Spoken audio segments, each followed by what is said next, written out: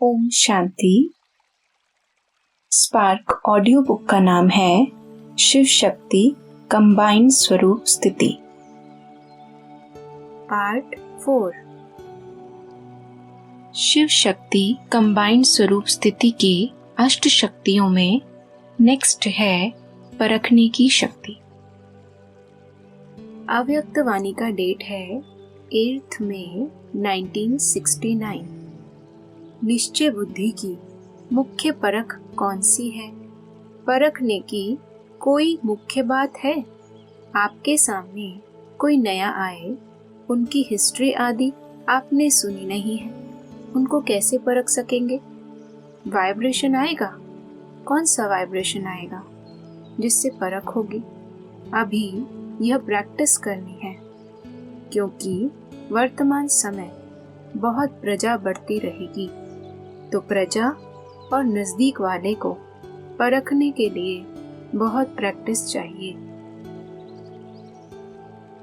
अव्यक्त वाणी का डेट है 18 मई 1969। आप लोगों को मस्तक की रेखा परखने आती है? ज्योतिषी बने हो व नहीं, बाप दादा जो ज्ञान और योग की ज्योतिषी दिखलाते हैं, उनसे क्या देखते हो? हर एक के मुखड़े से, नैनों से, मस्तक से मालूम पड़ता है। इसमें भी विशेष मस्तक और नैनों से मालूम पड़ता है। आप ज्योतिष बनकर हर एक को परख सकते हो। नैनों में और मस्तक में वह रेखाएं जरूर रहती हैं। किसको परखना, यह भी ज्योतिष विद्या है। तो यह जो विद्या है परखने की, यह कईयों में कम है। ज्ञान और योग सीखते हैं, लेकिन यह परखने की ज्योतिष विद्या भी जाननी है। कोई भी व्यक्ति सामने आए तो आप लोगों को तो 1 सेकंड में उनके तीनों कालों को परख लेना चाहिए। एक तो पास्ट में उनकी लाइफ क्या थी और वर्तमान समय उनकी वृत्ति, दृष्टि और भविष्य में कहाँ तक यह अपनी प्रारब्ध बना सकते हैं, यह जानने की प्रैक्टिस चाहिए। यह परखने की जो नॉलेज है वो बहुत कम है। यह कमी अभी भरनी चाहिए। वर्तमान समय जो आने वाला है, उसमें अगर यह गुण नहीं होगा, कमी होगी, तो धोखे में आ जाएंगे। कई ऐसी आत्माएं आपके सामने आएंगी जो अंदर एक और बाहर से दूसरी होंगी। परीक्षा के लिए आएंगी, क्योंकि कई समझते हैं कि यह सिर्फ रटे हुए हैं, तो कई रंग रूप से, आर्टिफिशियल रूप में भी परखने लिए आएंगे, भिन्न भिन्न रूप से। इसलिए यह ध्यान रखना है कि यह किस लिए आया है, उनकी वृत्ति क्या है, और अशुद्ध आत्माओं की भी बड़ी संभाल करनी है। ऐसे ऐसे केस भी बहुत होंगे। दिन प्रतिदिन पाप आत्माएं तो बहुत होते हैं। आपदाएं, अकाले मृत्यु, पाप कर्म बढ़ते जाते हैं, तो उन्हों की वासनाएं जो रह जाते हैं, वह फिर अशुद्ध आत्माओं के रूप में भटकती हैं। इसलिए यह भी बहुत बड़ी संभाल रखनी है। अव्यक्त वाणी का डेट है 26 मई 1969। स्नेह की निशानी क्या है? संपूर्ण स्नेही की परख क्या होती है? उनका मुख्य लक्षण क्या होता है?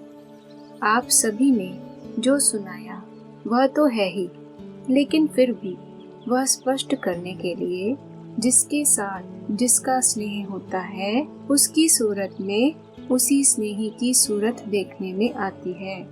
उनके नैनों में वही नूर देखने में आता है। उनके मुख से भी स्नेह के बोल निकलते हैं। उनके हर चलन से स्नेह का चित्र देखने में आएगा। उसमें वही स्नेही समाया हुआ होगा। ऐसी अवस्था होनी है। अभी बाप के संस्कार देखने में नहीं आएंगे, वही देखने में आएंगे। एक एक में बाप को देखेंगे। आप सभी द्वारा बाप का साक्षात्कार होगा। अब बहुत रूप से, आत्मा के रूप से, शरीर के रूप से, आप सभी को बहकाने वाले बहुत रूप सामने आएंगे, लेकिन उसमें बहकना नहीं है। बहुत परीक्षाएं आएंगी, लेकिन कुछ है नहीं। परीक्षाओं में पास कौन हो सकता है?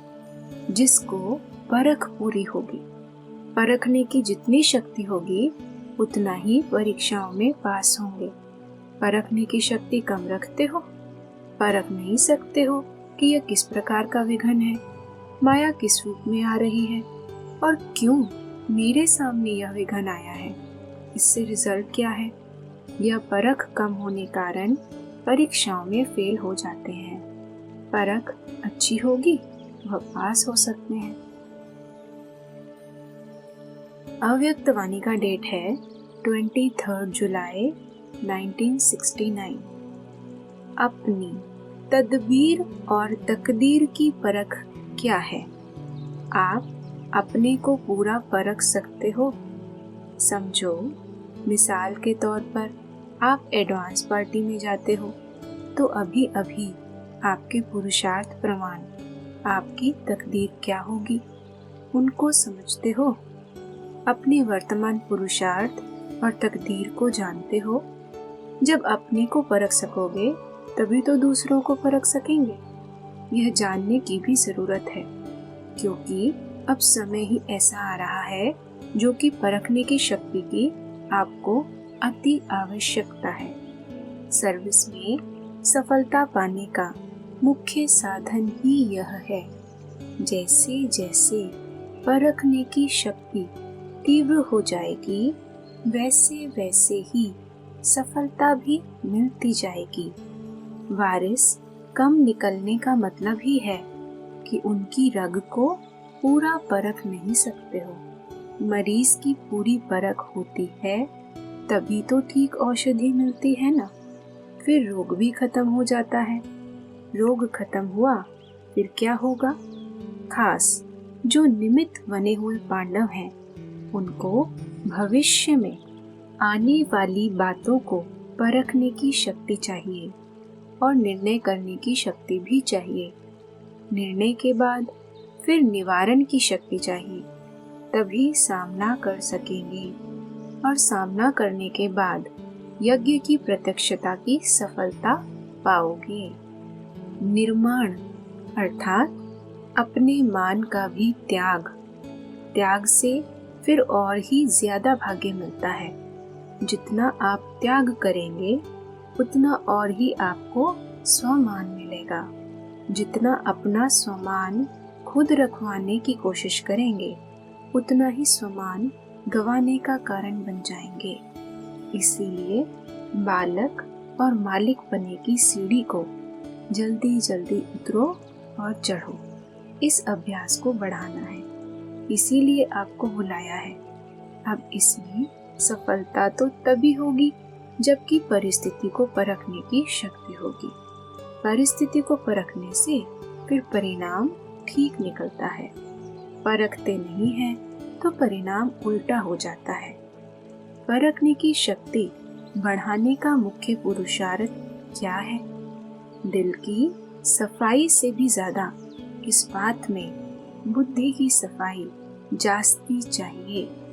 संकल्प की जो शक्ति है, उनको ब्रेक लगाने की पावर हो तो ब्रेक देने और मोड़ने की शक्ति होगी तो बुद्धि की शक्ति व्यर्थ नहीं गवाएंगे। एनर्जी वेस्ट ना होकर जमा होती जाएगी। जितनी जमा होगी उतना ही परखने की, निर्णय करने की शक्ति बढ़ेगी। यह भी अभ्यास भट्टी में करना चाहिए। तो अपने मन और बुद्धि को कहाँ तक ब्रेक लगा सकते हो और मोड़ सकते हो, अपने को चेक करना है। अव्यक्त वाणी का डेट है 16 अक्टूबर 1969। आज विशेष क्या देख रहे हैं? परिवर्तन कैसे देखते हैं? इस ग्रुप में प्रश्न का उत्तर देने में होशियार कौन है? देखने और परखने की शक्ति कहाँ तक आई है? अच्छा, योग की स्थिति में निरंतर रहने वाला कौन है? दिव्य गुणों की धारणा में दिव्य गुण मूर्त कौन नजर आता है?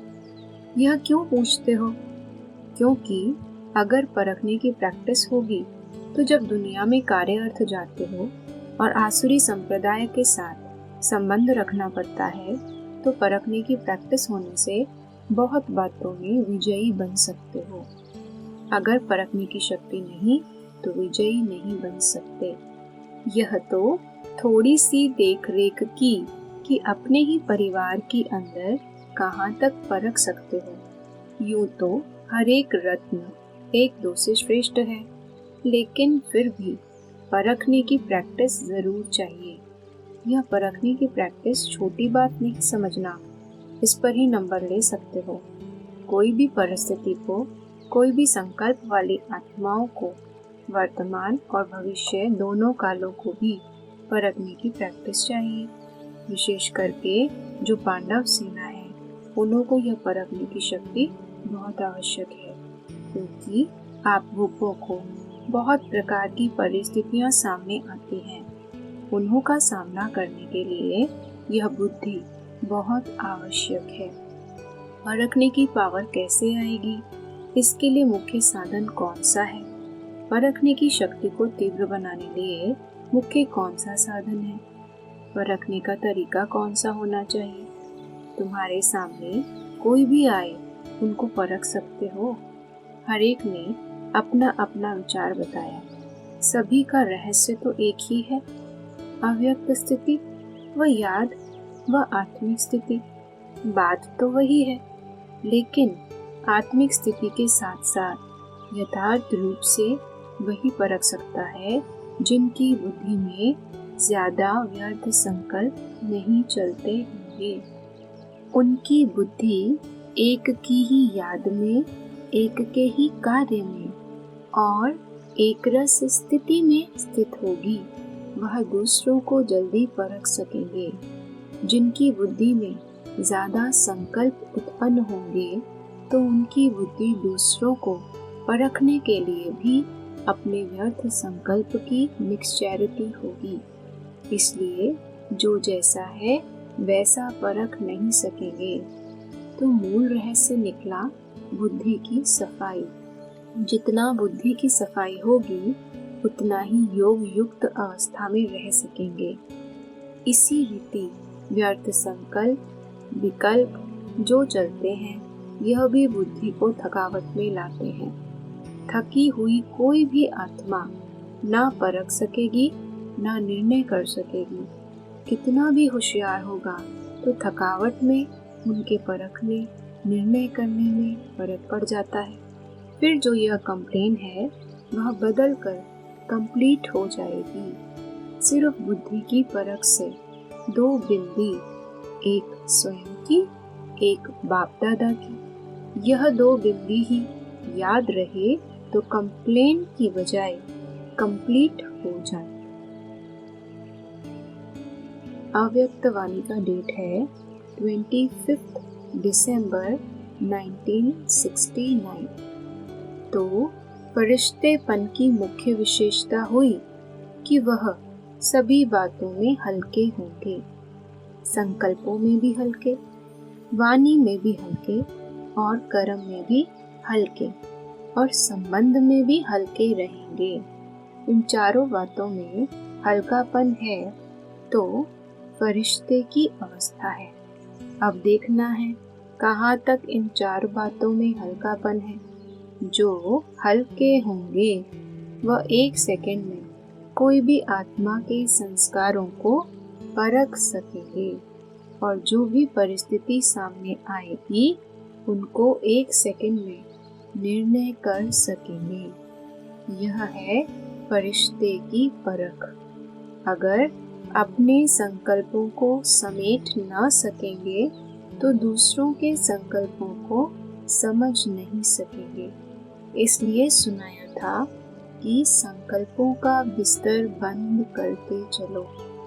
जितनी जितनी संकल्पों को समेटने की शक्ति होगी, उतना उतना औरों के संकल्पों को समझने की भी शक्ति होगी। अपने संकल्पों के विस्तार में जाने के कारण अपने को ही नहीं समझ सकते हो, तो दूसरे को क्या समझेंगे। इसलिए यह भी स्टेज नंबरवार पुरुषार्थ अनुसार आती रहेगी। यह भी संपूर्ण स्टेज की परख है। कहाँ तक संपूर्ण स्टेज के नजदीक आए हो, उनकी परख इन बातों से अपने आप ही करनी है। अव्यक्त वाणी का डेट है 18 जनवरी 1970। संपूर्णता की परख यही है कि वह सभी बातों को सभी रीति से, सभी रूपों से परख सकते हैं। आज सारे दिन में क्या क्या स्मृति आई। अगर अव्यक्ति स्थिति बढ़ी है तो अपने चलन में भी अलौकिक होंगे। अव्यक्त स्थिति की प्रैक्टिकल परख क्या है? अलौकिक चलन। इस लोक में रहते अलौकिक कहाँ तक बने हो, यह चेक करना है। अव्यक्त वाणी का डेट है 3 मई 1972। माया श्रीमत को बदलकर मन को मिक्स कर उसको ही श्रीमत समझने की बुद्धि देती है। माया के वश मनमत को भी श्रीमत समझने लग पड़ते हैं। इसलिए परखने की शक्ति सदैव काम में लगाओ। कहाँ परखने में भी अंतर होने से अपने आप को नुकसान कर देते। इसलिए कहाँ भी अगर स्वयं नहीं परख सकते हो तो जो श्रेष्ठ आत्माएं निमित्त हैं उन्हों से सहयोग लो। वेरीफाई कराओ यह श्रीमत है व मनमत है, फिर प्रैक्टिकल में लाओ। अव्यक्त वाणी का डेट है 8 जून 1973। सर्व शक्तियों में से विशेष शक्ति को जानते हो। अपने को मास्टर सर्वशक्तिमान तो समझते हो ना। सर्व शक्तियों में से सर्वश्रेष्ठ शक्ति कौन सी है?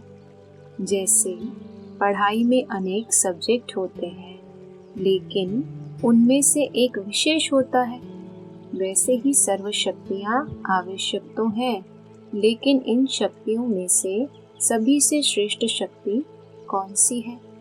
जो आवश्यक है, जिसके बगैर महारथी व महावीर बनना मुश्किल है तो सभी आवश्यक। एक का दूसरे से संबंध है, लेकिन फिर भी नंबर 1 जो सर्व शक्तियों को नजदीक लाने वाली है, वह कौन सी शक्ति है?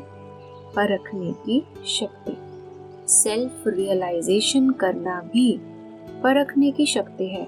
सेल्फ रियलाइजेशन का अर्थ ही है अपने आप को परखना व जानना।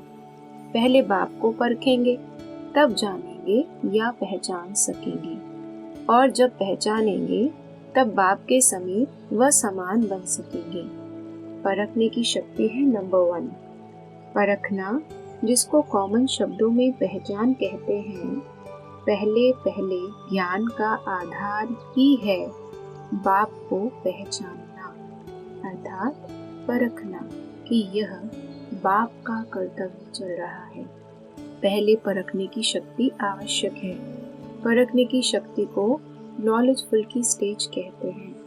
परखने की शक्ति का विस्तार क्या है और उससे प्राप्ति क्या होती है, इस विषय पर आपस में रूह रुहान कर सकते हो। आपस में हम सरीखे खेलने वाले होते हैं तो खेल में भी मजा आता है। खेल खेल में मेल भी हो जाता है। इस खेल में भी आपस में खेलते खेलते दोस्त बन जाते हैं। वह हुआ स्थूल खेल। यहाँ भी खेल खेल में आत्माओं की समीपता का मेल होता है। आत्माओं के संस्कार स्वभाव का मेल होता है। खेल के साथी बहुत पक्के होते हैं, जीवन के अंत तक अपना साथ निभाते हैं। रूहानी खेल के साथ अंत तक आपस में मेल निभाते हो, तब तो इस मेल की निशानी माला बनी हुई है।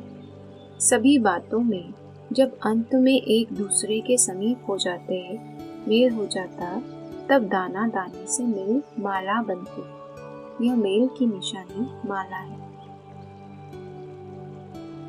अव्यक्त वाणी का डेट है 6 फरवरी 1974। क्योंकि अब समय है सर्व शक्तियों को व्यक्त करने का तथा प्रसिद्ध करने का। जब प्रसिद्धि होगी तभी शक्ति सेना के विजय का नारा बुलंद होगा। इसमें सफलता का मुख्य आधार है परखने की शक्ति।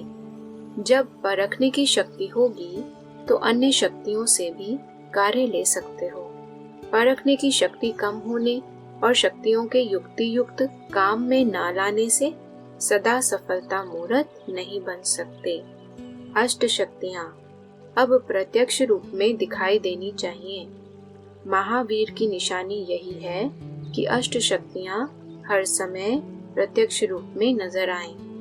ऐसे आत्माएं ही अष्ट रत्नों में आ सकते हैं। पुरुषार्थ में अंतर क्या है जिससे कि परख सको कि महावीर की स्टेज पर हो या घुड़सवार की स्टेज पर?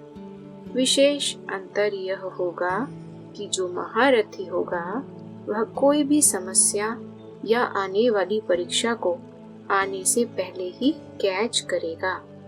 विघ्नों को पहले से ही कैच करने के कारण वह तूफान व समस्या को सामने आने न देगा। जैसे आजकल साइंस का रिफाइन रूप कौन सा है, दूर से पहले ही मालूम पड़ जाता है ना। पहले से ही मालूम पड़ जाने के कारण सेफ्टी के साधन अपना लेते हैं। दुश्मन आए और फिर उससे लड़कर विजय प्राप्त करें, इसमें भी टाइम लग जाता है ना। आजकल जैसे साइंस की इन्वेंशन रिफाइन हो रही है, इसी प्रकार महारथियों का पुरुषार्थ भी रिफाइन होना है कि विघ्न आया और 1 सेकंड में चला गया। और यह भी महारथियों की स्टेज नहीं है। महारथी तो विघ्न को आने ही नहीं देंगे, अर्थात 1 सेकंड भी उसमें वेस्ट नहीं करेंगे। जब निरंतर योगी कहते हैं तो निरंतर का अर्थ क्या है? 1 सेकंड का भी अंतर ना पड़े। अगर माया आई और उसको हटाने में ही व्यस्त हुआ तो जो लगातार लगन में मगन रहने की स्टेज है वह तो अंतर पड़ जाएगा ना। महारथी अर्थात ऐसा महान पुरुषार्थ करने वाले, दूर से भगाने का पुरुषार्थी महारथीपन की निशानी है। दिन प्रतिदिन आप लोग भी अनुभव करेंगे, कोई भी विघ्न आने वाला है तो बुद्धि में संकल्प आएगा कि कुछ होने वाला है। फिर जितना जितना योग युक्त और युक्ति युक्त होगा उसे उतना ही आने वाला विघ्न स्पष्ट रूप में नजर आएगा। ऐसा दर्पण तैयार हो जाएगा। अव्यक्त वाणी का डेट है 29 जनवरी 1975।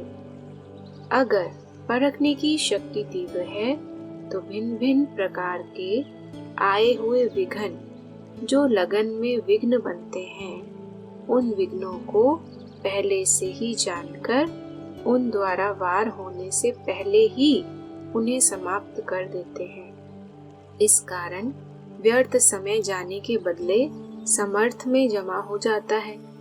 ऐसे ही सेवा में हर एक आत्मा की मुख्य इच्छा और उसका मुख्य संस्कार जानने के कारण उसी प्रमाण उस आत्मा को वही प्राप्ति कराने के कारण सेवा में भी सदा सफलता मिलती है। तीसरी बात यह है कि दूसरों के संबंध में आने का जो मुख्य सब्जेक्ट है उसमें भी हर एक आत्मा के संस्कार तथा स्वभाव को जानते हुए उसी प्रमाण उसे सदा संतुष्ट रखेंगे। चौथी बात है समय की गति।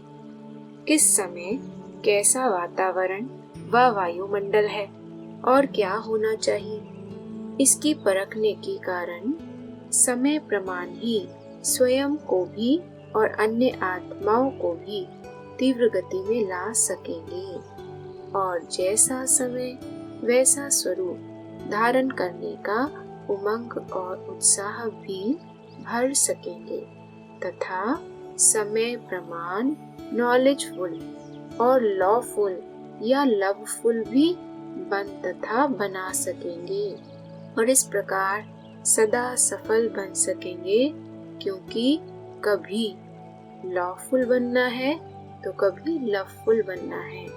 इसलिए यह परख होने के कारण सदा सहज ही सफल रहेंगे। ऐसे सफलता मुहूर्त के सामने प्रकृति व परिस्थिति भी दासी बन जाती है, अर्थात वह प्रकृति और परिस्थिति के ऊपर सदा विजयी बनते हैं। वे प्रकृति व परिस्थिति के वशीभूत नहीं होते।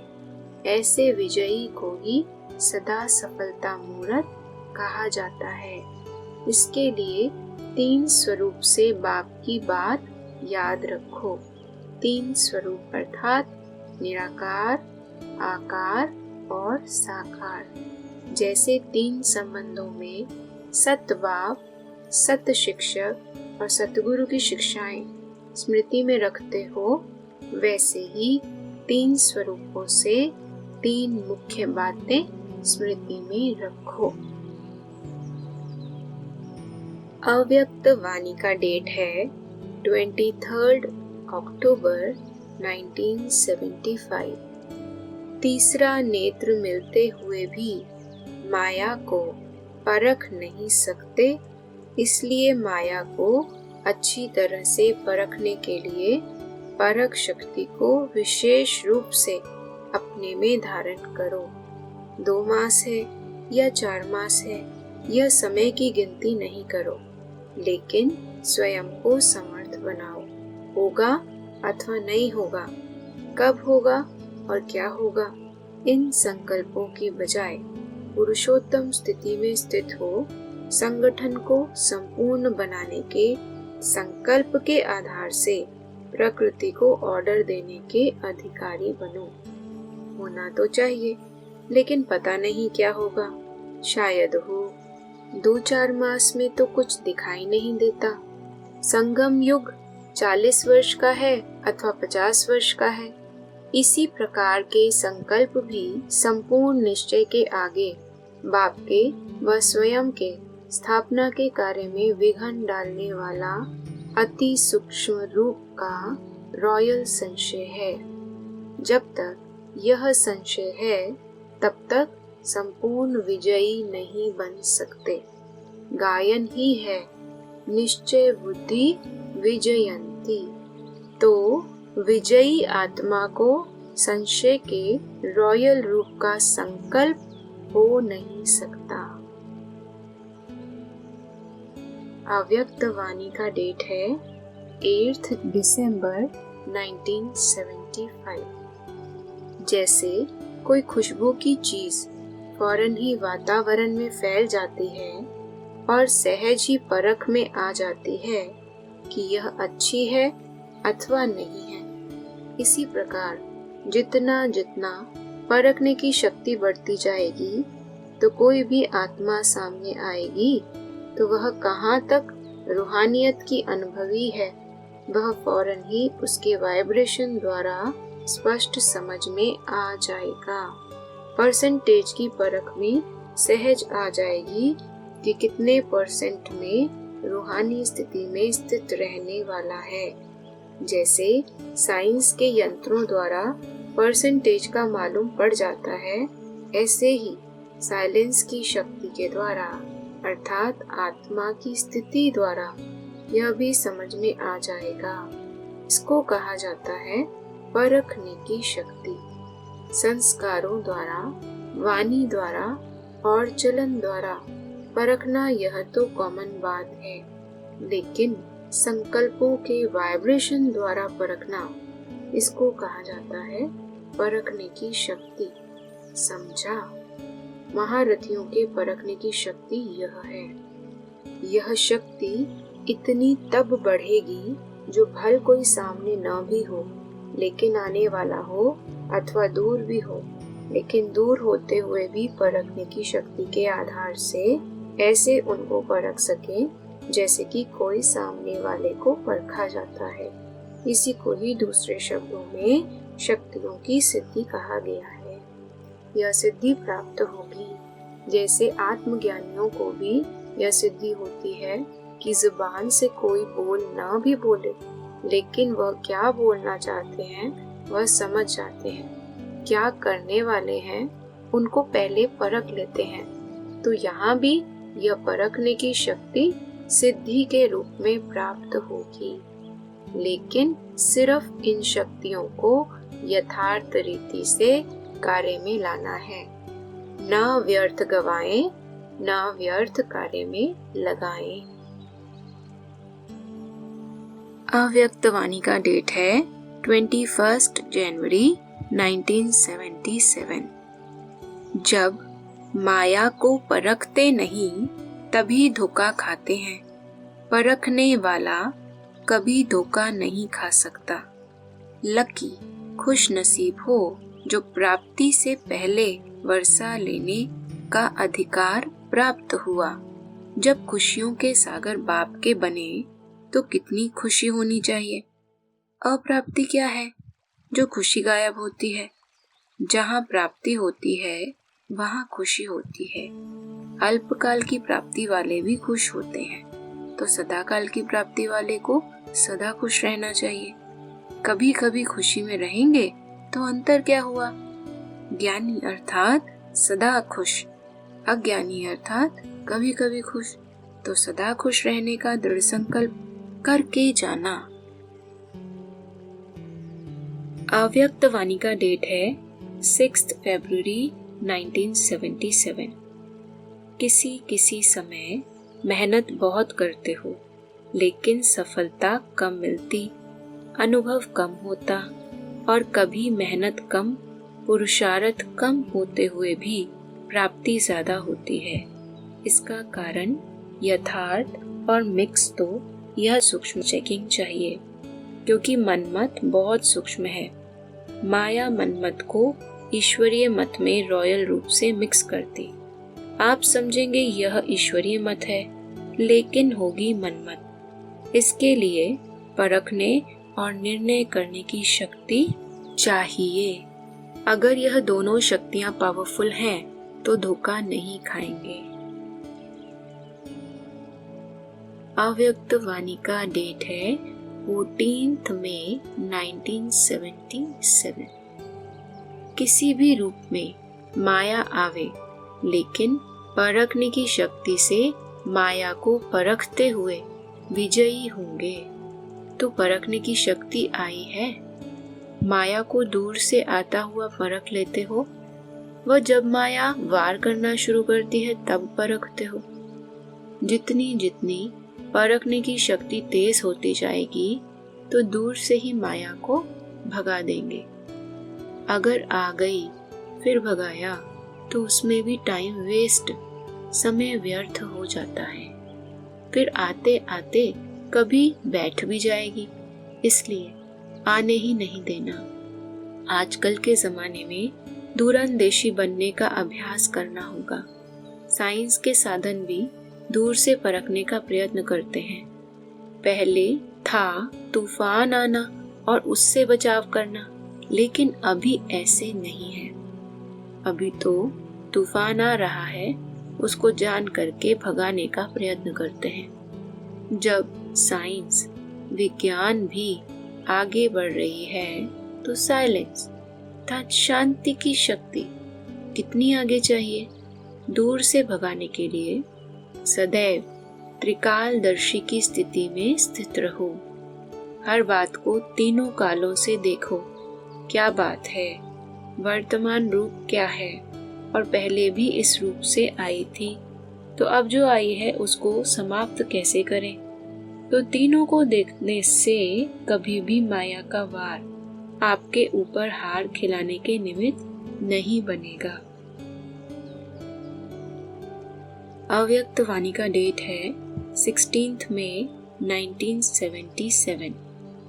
परखने की शक्ति न होने का कारण क्या है? बुद्धि की एकाग्रता नहीं है। व्यर्थ संकल्पों व अशुद्ध संकल्पों की हलचल है। एक में सर्वरस लेने की एक रस स्थिति नहीं है। अनेक रस्में बुद्धि और स्थिति डगमग होती है।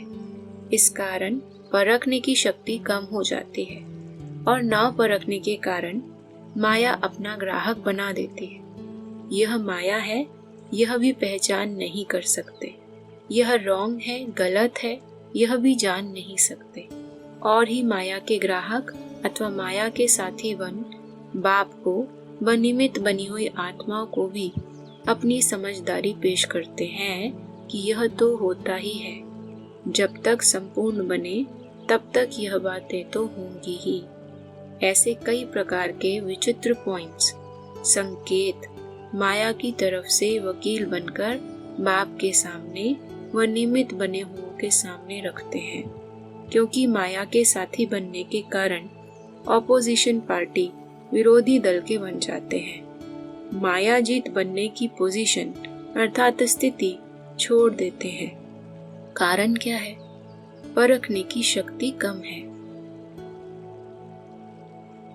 अव्यक्त वाणी का डेट है 29 मई 1977।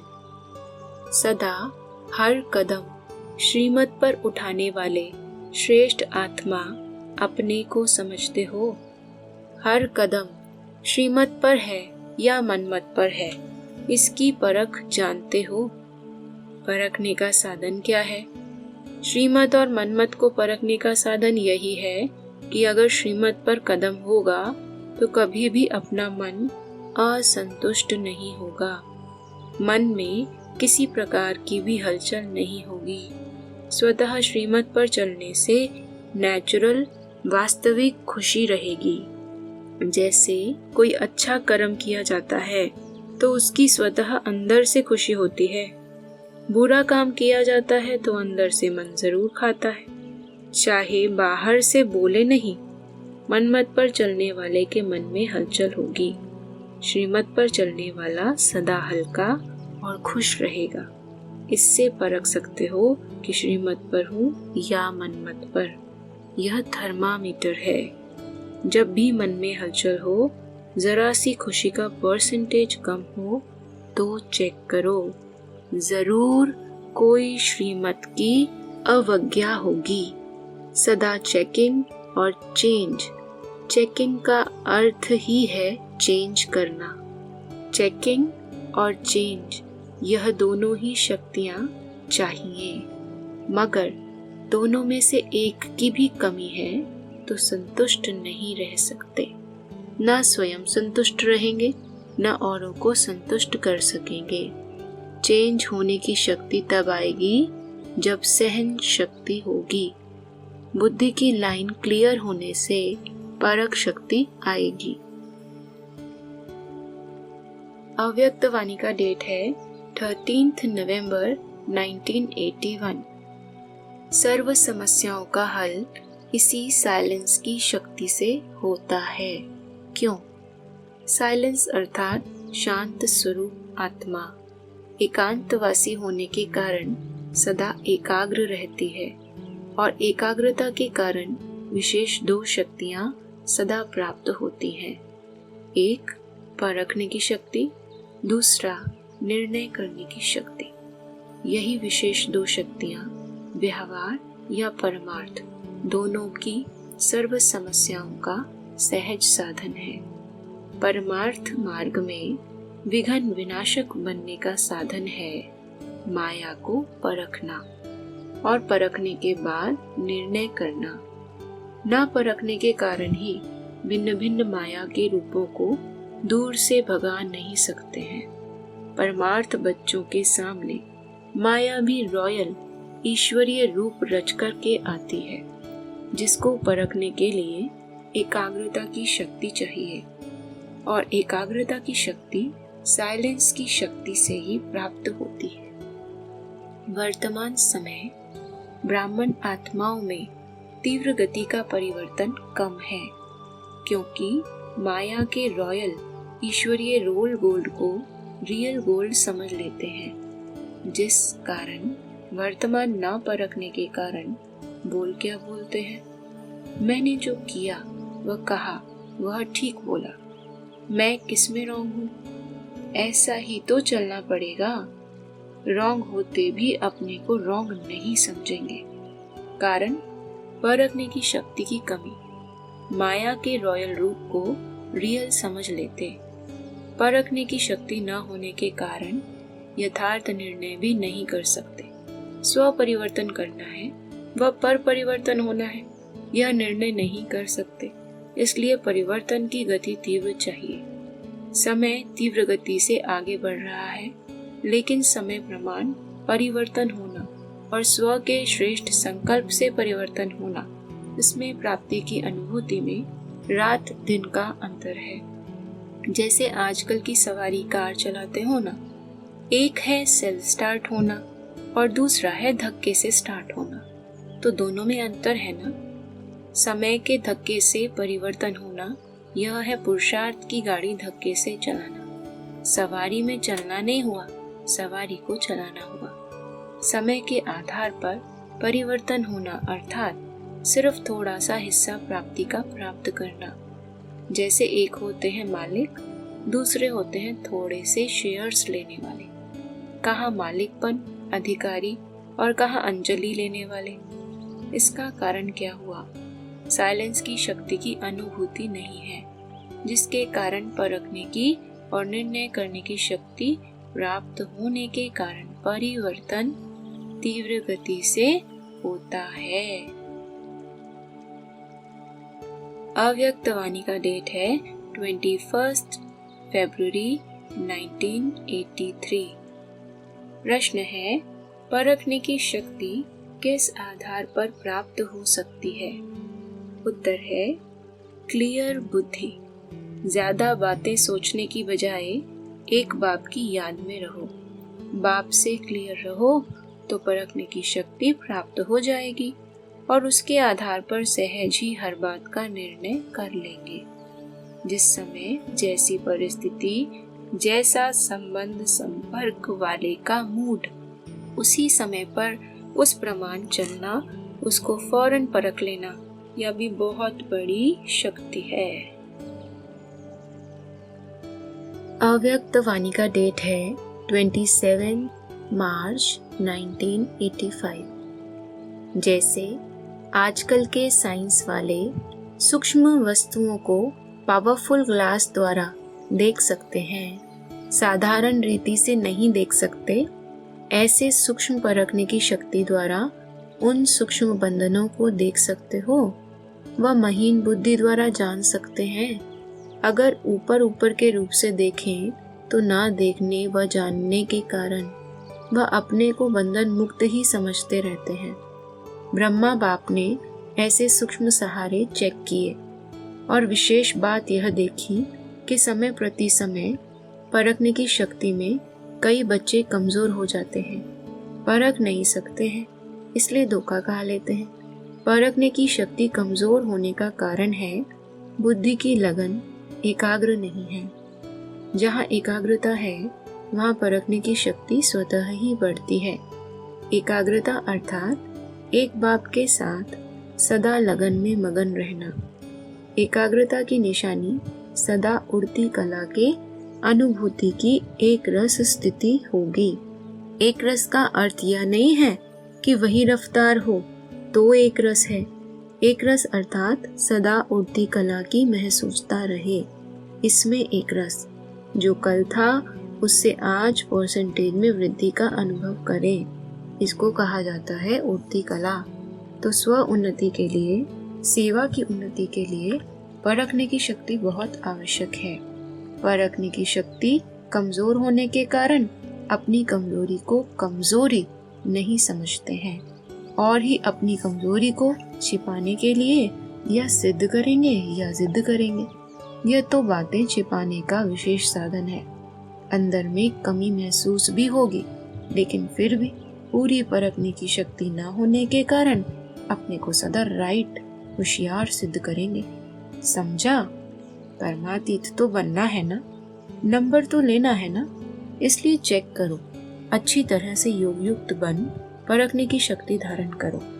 एकाग्र बुद्धि बन करके फिर चेक करो, तो जो भी सूक्ष्म कमी होगी वह स्पष्ट रूप में दिखाई देगी।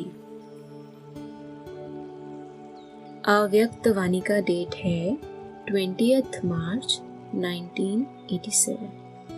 अब तक जो किया वह ठीक था, करना ही था, आवश्यक था, क्योंकि धरनी बनानी थी। लेकिन कब तक धरनी बनाएंगे और कितना समय चाहिए? दवाई भी दी जाती है तो पहले ही ज्यादा ताकत की दवाई नहीं दी जाती, पहले हल्की दी जाती है।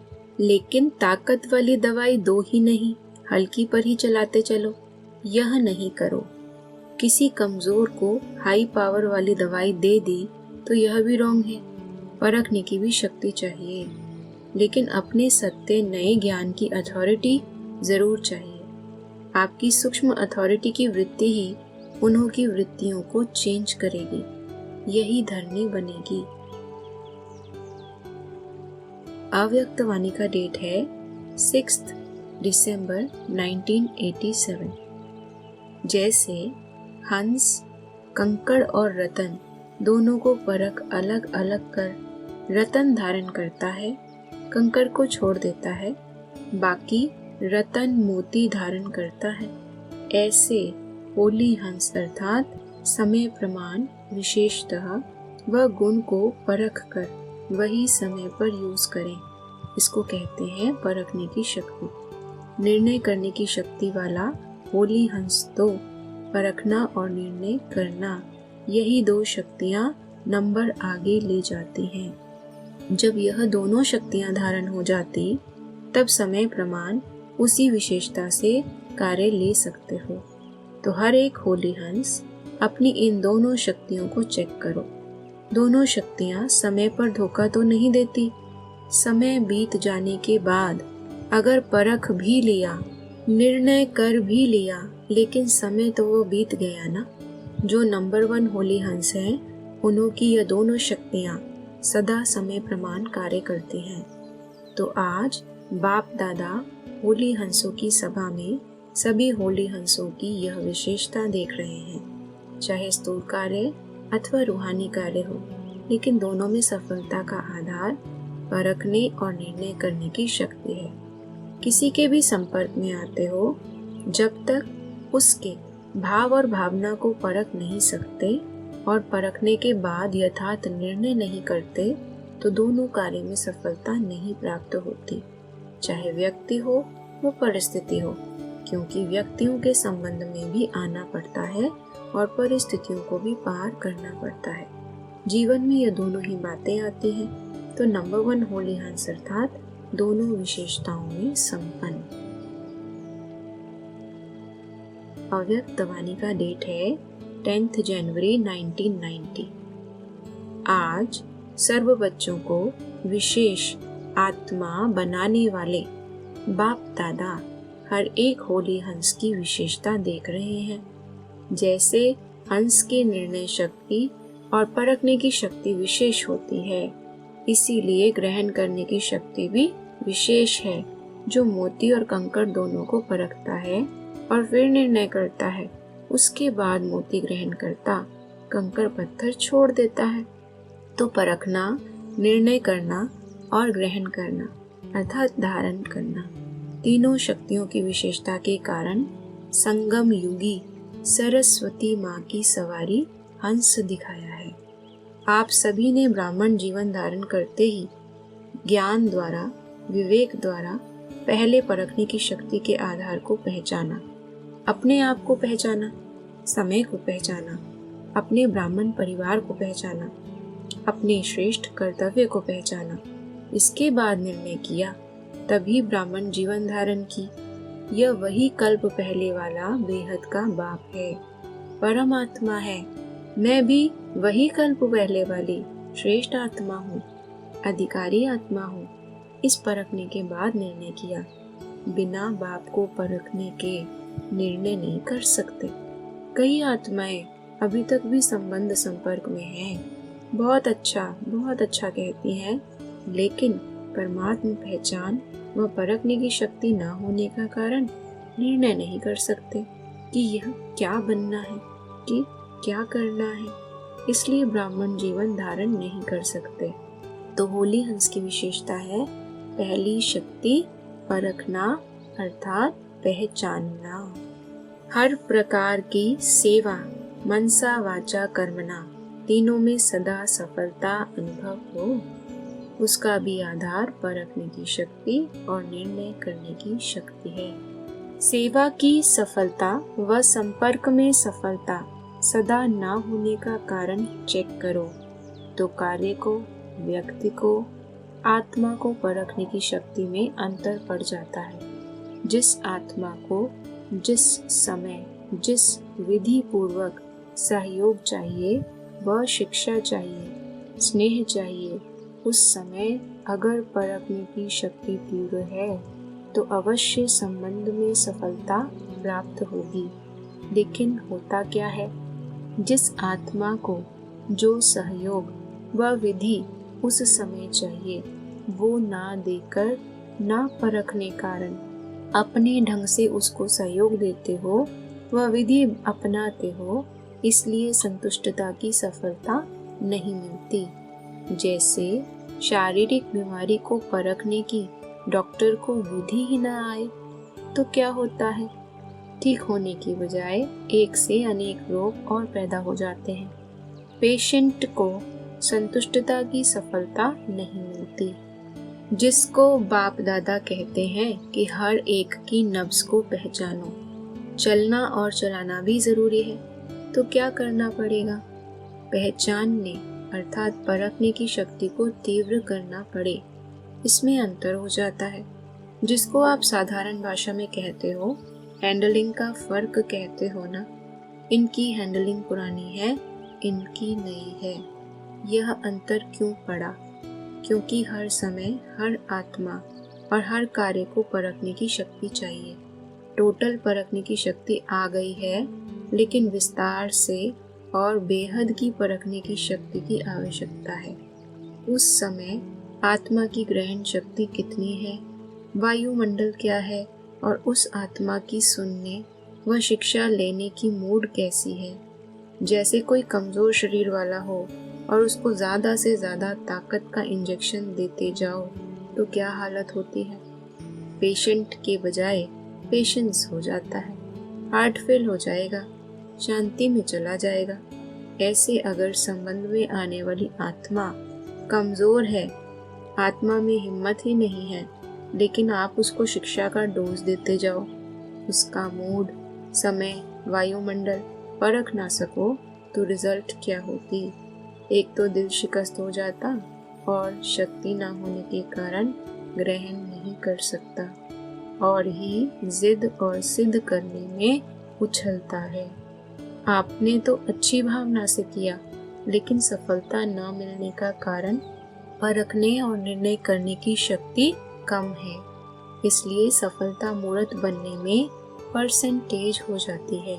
तो सारे दिन के कर्म और समय में परखने की शक्ति की आवश्यकता हुई ना, इसलिए शिक्षा भल दो, लेकिन सब बातों को परख कर फिर कदम उठाओ। ऐसे ही सेवा के क्षेत्र में भी अगर आत्माओं की आवश्यकता और इच्छा परखने के बिना कितना भी अच्छा ज्ञान दे दो, कितनी भी मेहनत कर लो, लेकिन सफलता नहीं होगी। अच्छा अच्छा कहना तो एक रीति रस्म हो गई, क्योंकि आप कोई बुरी बात तो कहते भी नहीं हो, लेकिन जो सफलता का लक्ष्य रखते हो उसमें समीप अनुभव करो, उसके लिए परखने की शक्ति अति आवश्यक है। जैसे कोई मुक्ति का इच्छुक है और उसको आप जीवन मुक्ति और मुक्ति दोनों भी दे दो, लेकिन वह रुचि नहीं रखेगा। पानी के प्यासे को 36 प्रकार का भोजन दे दो, लेकिन वह संतुष्ट पानी की बूंद से ही होगा, न कि भोजन से। तो मुक्ति के इच्छुक को अगर उसको मुक्ति के बारे में स्पष्टीकरण देंगे तो उसकी इच्छा भी बढ़ेगी और जीवन मुक्ति में परिवर्तन भी हो जाएंगे। किसको धारणा की बातें सुनना अच्छा लगता है, उसको आप कल्प 5000 वर्ष का व गीता का भगवान कौन यह बताना शुरू कर दो तो और ही इंटरेस्ट खत्म हो जाएगा। इसलिए सेवा में भी आत्मा की स्थिति व उसकी अवस्था क्या है उसको परखना आवश्यक है। तो सेवा में सफलता का आधार किस शक्ति का हुआ, परखने की शक्ति चाहिए।